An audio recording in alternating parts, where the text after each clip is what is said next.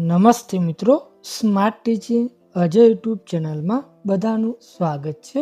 મિત્રો, railway RRB group ડીની ભરતી આવી ગઈ છે, જેમાં મિત્રો આપણે જગ્યાઓની જો વાત કરીએ તો આમાં 22,000થી પણ વધુ જગ્યાઓ પર આ ભરતી આવેલી છે. લાયકાતની મિત્રો વાત કરીએ તો તમારી પાસે 10 પાસ અથવા આઈટીઆઈ પાસ કરેલું હોવું જોઈએ. પગારની મિત્રો વાત કરીએ તો તમને શરૂઆતથી ₹18,000 મળવાપાત્ર રહેશે. આ ભરતીમાં મિત્રો આપણે સંપૂર્ણ માહિતી આ વિડીયોમાં જોવાના છીએ. જો તમે આ ચેનલ પર નવા હોય તો આ ચેનલને સબસ્ક્રાઈબ કરી લેવાની છે અને વિડીયોના અંત સુધી તમારે જોડાઈ રહેવાનું છે. મિત્રો, વિડીયોની શરૂઆત કરીએ. જેમાં મિત્રો વાત કરીએ તો આરઆરબી એટલે કે રેલવે રિક્રુટમેન્ટ બોર્ડ દ્વારા 7મા પગાર પંચ પે મેટ્રિકના લેવલ 1 હેઠળ વિવિધ પોસ્ટ માટે ગ્રુપ ડીની વિશાળ ભરતીની જાહેરાત કરવામાં આવી ગઈ છે. આ કેન્દ્રીયકૃત ભરતી જાહેર દ્વારા અંદાજે 22,000થી પણ વધુ જગ્યાઓ પર ભરતી કરવામાં આવશે. આ ભરતીમાં 10 પાસ અથવા આઈટીઆઈની લાયકાત ધરાવતા ઉમેદવારો અરજી કરી શકશે.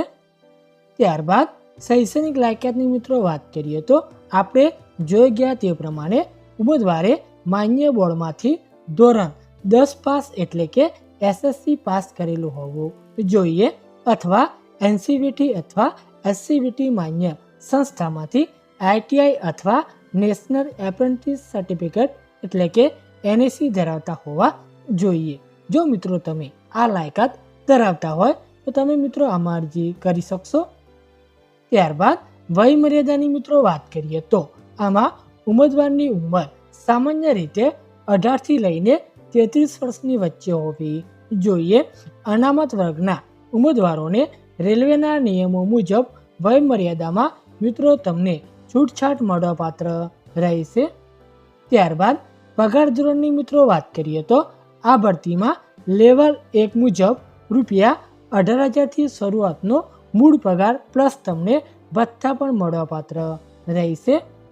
ત્યારબાદ આપણે મિત્રો અરજી ફીની વાત કરીએ તો આ ભરતીમાં જનરલ ઓબીસી માટે ₹500, જ્યારે એસસી, એસટી, ઈડબ્લ્યુએસ મહિલા અને અન્ય ઉમેદવારો માટે તમારે ₹250 અરજી ફી ચૂકવવાની રહેશે.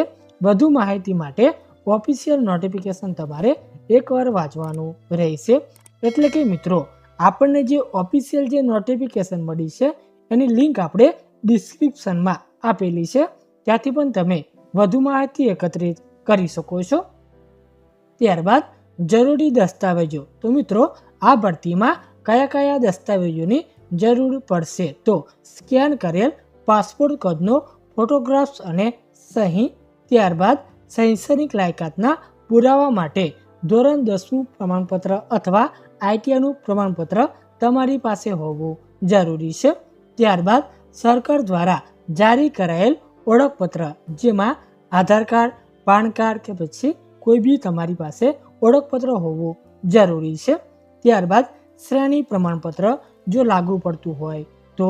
ત્યારબાદ મિત્રો અપંગતા પ્રમાણપત્ર જો તમારે લાગુ પડતું હોય તો તમારે સબમિટ કરવાનું રહેશે.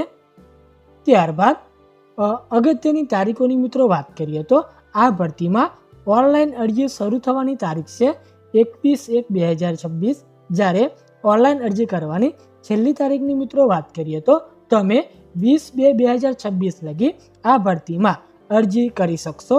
પરીક્ષાની તારીખની મિત્રો વાત કરીએ તો પાછળથી જાહેરાત કરવામાં આવશે. ત્યારબાદ પસંદગી પ્રક્રિયા. તો મિત્રો આ ભરતીમાં પસંદગી કેવી રીતે થવાની છે તો કોમ્પ્યુટર આધારિત ટેસ્ટ સૌપ્રથમ, ત્યારબાદ મિત્રો શારીરિક કાર્યક્ષમતા કસોટી અને છેલ્લે દસ્તાવેજ ચકાસણી અને મેડિકલ પરીક્ષા. આ પ્રમાણે તમારી જે પસંદગી છે એ મિત્રો થવાની છે. ત્યારબાદ આપણે વધુ વાત કરીએ તો મિત્રો આ ભરતીમાં અરજી કેવી રીતે કરવી તો ઉમેદવારોએ આરઆરબીની જે ઓફિશિયલ જે વેબસાઇટ છે અથવા ORRMS પોર્ટલ પર જઈને નોટિફિકેશન ડાઉનલોડ કરવું. ત્યારબાદ ઓનલાઈન અરજી ફોર્મ ખોલો અને તમામ જરૂરી વિગતો ભરો, જેમ કે શૈક્ષણિક લાયકાત, વ્યક્તિગત માહિતી, ઝોનલ રેલવેની પસંદગી વગેરે તમારે ભરવાનું રહેશે.